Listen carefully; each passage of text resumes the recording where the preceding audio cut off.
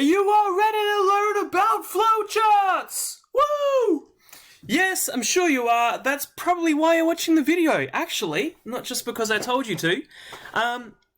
What are flowcharts? Alright, they help us lay out our program, show how to transition from one state to the next.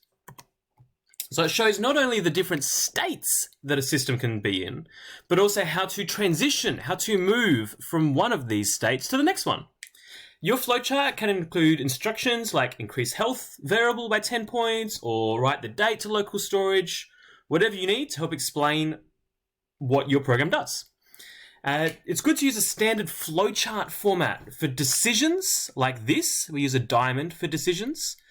For results, so, if no, go this way. If yes, go this way. So that means that a decision is an if statement in programming. And also the actions and states, the things that happen when in each step, right? The instructions, I suppose.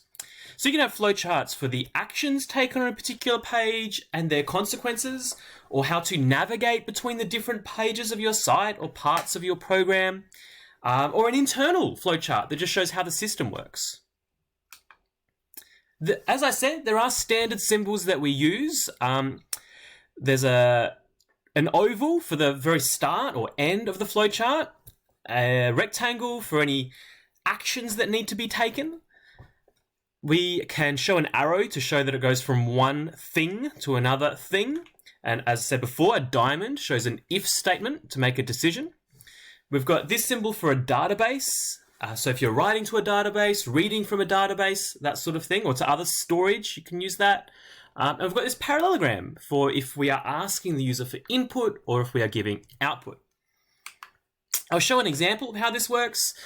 This program, you might actually be able to look at it and guess what this program does. And in fact, pause this video. Oh wait, I'll be right here. I'll wait. Pause this video and see if you can figure out or describe what this application does. Do it now. Yeah. Did you do it? I hope you did it, because I'm going to give you the answer. Right? You ready? You can probably tell this thing is a cryptocurrency calculator program. So when you launch the application, it shows the main window.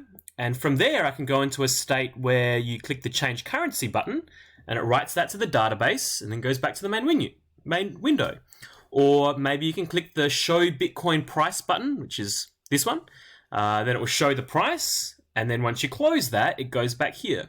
So notice it shows how to go from one state to another state.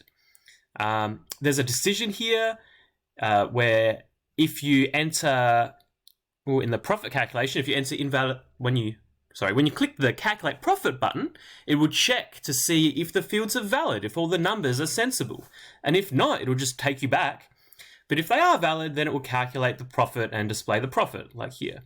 So it shows how you can move around this, this simple application. So this one's more for the user and how the user moves through the program, but you can also have one that shows the internals of a program and how it works underneath the programming that you've done to make it work. This flowchart does show some of the behind the scenes things that are happening. This one uses swim lanes. So this is a flowchart that's got one lane here, and anything inside this part is in the client side. It's in the browser, because this is for a web page.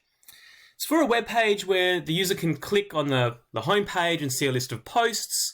When they visit the home page, first there'll be an if statement, a decision to see if the user is logged in. If they are logged in, then we need to fetch posts from the database.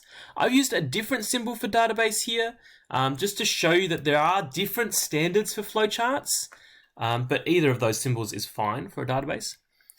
And then it will get the posts.html template. Remember, this is a Flask example, so the Python library Flask that takes a template and then gets some data and puts it in that template, and then sends that to the client, the browser. So then the end user on their site can see a complete web page with that generated HTML, or at least what that generated HTML turns into as their homepage. Of course, if the user wasn't logged in, then we can redirect to login, and you'd probably have a separate diagram, I would say, to show what would happen in that case, so that this one doesn't get too cluttered. The label here, I've actually called this a request response cycle. You haven't seen this phrasing before, but this is the cycle of what happens when a user requests a page and how it gets back to a response to the user, something that they can see in their web browser. So that's my title there, and these are the different parts. This part being the browser, this part being anything that's happening in Python, and this part being the stuff happening in the database. Now, these examples are pretty simple, right? Your web application or computer program, whatever it is going to be a lot more complicated than that, which is good. And ultimately, in the end, I want you to choose and create the best possible diagrams that show how your program works and to impress the marker with your programming understanding. Why? Well, as always, it comes from SACE, right? SACE say in Performance Standard CT1, Computational Thinking 1, that to get the A grade, you need astute and creative application of computational thinking concepts. So part of that is your documentation identical to mine? Is it as simple as mine? Or does it show that you've given your own thought on effective and novel, new, interesting ways of presenting the information? So I don't want you to be limited by the stuff that I've done. Sure, go ahead, use it as a guide. But if you feel that there's a better way to show how your program works, or you can adapt it and add things, then by all means, do. If you can use colors as well as a great way to show information, colors are great, then do. Anyway, have fun making flowcharts. I hope you have as much fun making flowcharts as I did making this version of the I Want You poster. Bye, have fun.